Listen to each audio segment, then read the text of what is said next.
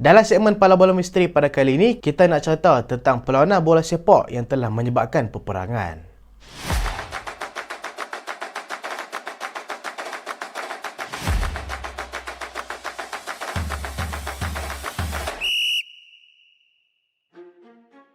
Assalamualaikum dan selamat datang ke Pala Bola Studio. So dalam video kali ini kita nak cerita tentang satu perlawanan bola sepak. Just perlawanan bola sepak je yang kita anggap enjoy santai-santai, yang kita anggapkan sebagai hiburan setiap minggu je. Tapi tiba-tiba perlawanan bola sepak ni telah menyebabkan peperangan besar antara dua negara. Perlawanan bola sepak yang menyebabkan peperangan ni berlaku antara dua negara, iaitu pasukan negara Honduras dan juga negara El Salvador. Peperangan ni dinamakan sebagai Football War sebabkan macam aku cakap tadi lah, dia disebabkan oleh perlawanan bola sepak dan juga dikenali sebagai 100 Hours War sebab peperangan ni berlaku dalam tempoh 100 jam. Sebenarnya kalau kita nak tengok daripada awal, bola sepak bukanlah punca utama kepada peperangan ni berlaku, tapi perlawanan bola sepak ni telah menjadi klimaks ataupun puncak kepada tercetusnya peperangan ni. Sebab sebelum tu konflik antara negara ni boleh kata kuat dah. Sebab apa konflik antara negara ni jadi kuat? Konflik tau, bukan konflik raya tu, konflik. Kita balik ke tahun 1960-an dulu. Waktu tu pun Malaysia baru merdeka je.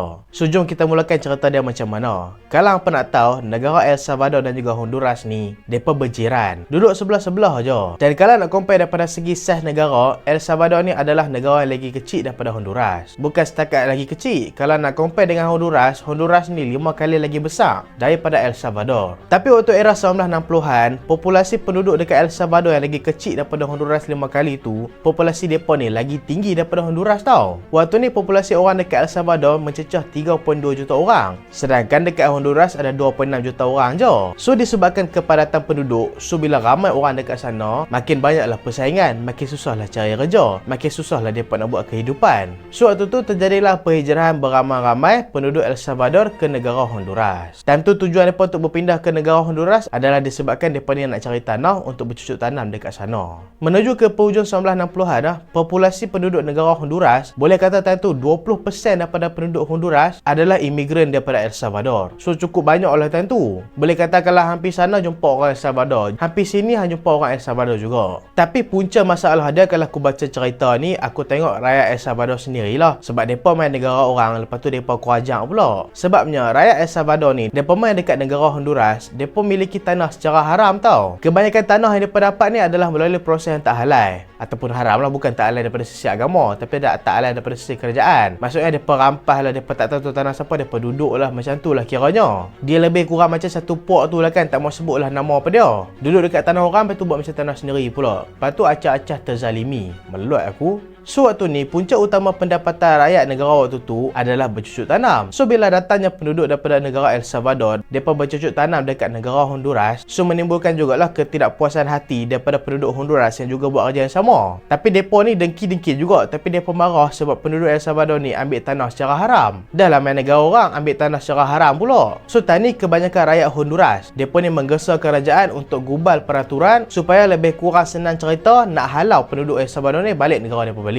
So waktu ni Jeneral negara Honduras iaitu Oswaldo López Arellano, time ni dia adalah Presiden Honduras. Time tu dia gubal undang-undang buatkan majoriti penduduk El Salvador time tu kehilangan tanah yang mereka dapat tu. Dan tujuan peraturan ni dia buat adalah untuk menjaga kepentingan rakyat Honduras. Sebelum tu kan dah timbul keadaan perasa panas hati antara mereka dua ni kan, El Salvador dengan Honduras ni. Tapi disebabkan pengubalan peraturan ni membuatkan ketidakpuasan hati antara dua rakyat ni, antara Honduras dan juga El Salvador lagi panas ha. El Salvador punya orang pun panas, Honduras punya orang pun panas juga. Dan disebabkan mereka ni nak halau orang El Salvador ni balik ke Honduras, kebanyakan rakyat El Salvador dekat negara Honduras ni dia layan macam binatang tau. Ada yang kena pukul, ada yang kena bakar rumah, ada yang kena bunuh sekali. Dan kebanyakan mereka semua dihantar semula ke negara El Salvador. Tapi okey lah juga tuan rumah yang buat kan. Ada satu cerita yang Lani tu, Lani bukan tuan rumah yang buat, tuan rumah yang kena bakar. Dan time ni penduduk El Salvador, mereka ni bukan berdiam diri je tau, mereka kena zalim dengan penduduk Honduras. Mereka juga buat protes untuk keadilan bagi pihak mereka. Tapi disebabkan memang tujuan utama kerajaan Honduras, mereka nak halau penduduk El Salvador ni,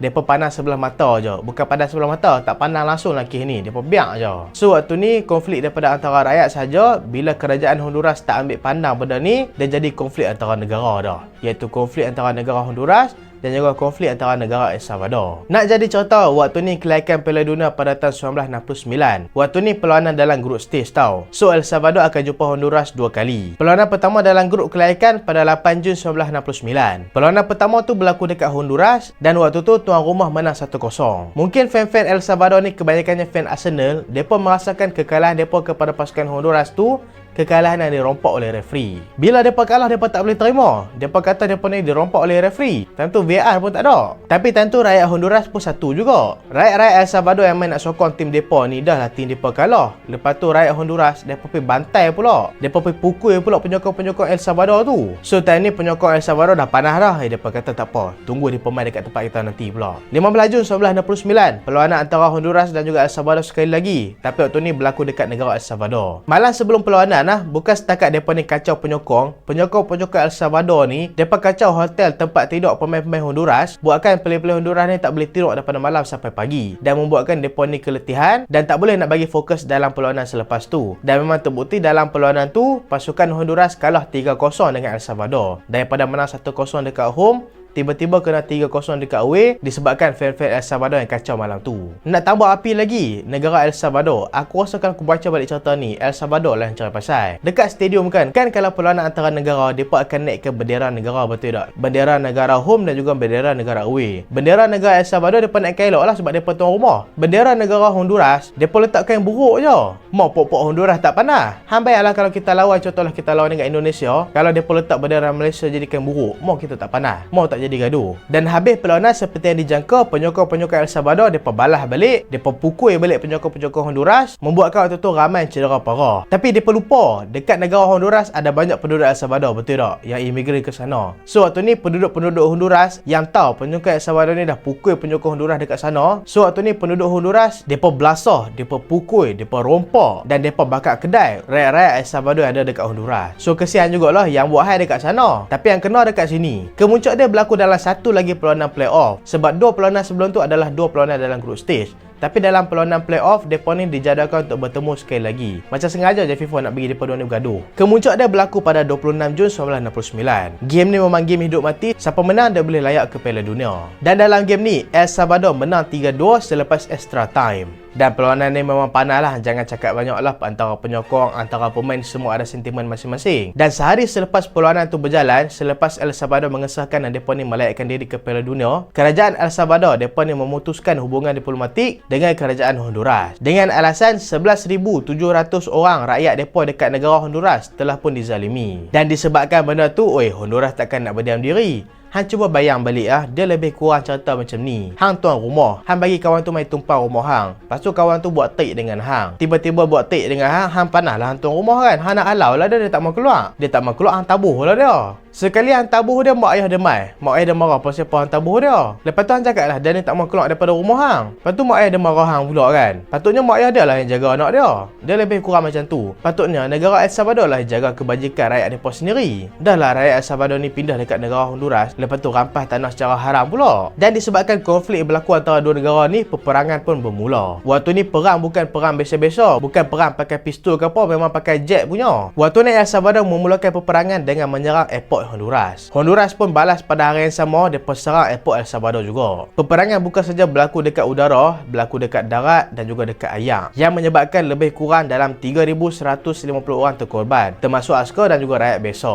Yang paling terkesan dalam peperangan ni bukan negara Honduras, tapi negara El Salvador lah. Sebab time ni, kan negara El Salvador ni adalah negara yang kecil. So, kemampuan mereka ni adalah kecil jugalah daripada segi kewangan dan juga ketenteraan. Membuatkan mereka ni terpaksa kacau bajet duit mereka untuk beli senjata. Sampailah mereka minta bantuan daripada satu kesatuan, tak mau sebutlah nama apa kesatuan tu. Tapi mereka minta bantuan dalam kali kesatuan tu kata apa? Kesatuan tu kata dah lah, hampa tak payah perang lah. Hang duit pun tak cukup. Lalah kali bila kata macam tu, El Salvador pun memutuskan untuk berhenti perang dengan Honduras. Tapi import daripada lepas peperangan tu paling teruk kena dekat El Salvador. Sebab apa? Sebab lepas peperangan tu berlaku, El Salvador ni mereka mengalami masalah kewangan yang teruk. Dan disebabkan masalah kewangan yang teruk, berlaku pula peperangan saudara dalam negara mereka sendiri. Itulah kan, siapa yang buat kacau dekat orang, dia akan kena balik lah. Walaupun pasukan El Salvador ni mereka dah mulakan perang dengan Honduras, tapi mereka still masuk Piala Dunia pada tahun 1970. Waktu tu mereka dalam satu grup dengan pasukan macam Mexico, dengan pasukan macam Belgium dan juga pasukan Soviet Union. Tapi sayang, El Salvador just jadi pelengkap kumpulan sahaja macam MU. Mereka kalah dalam 3-3 game dalam group stage tu.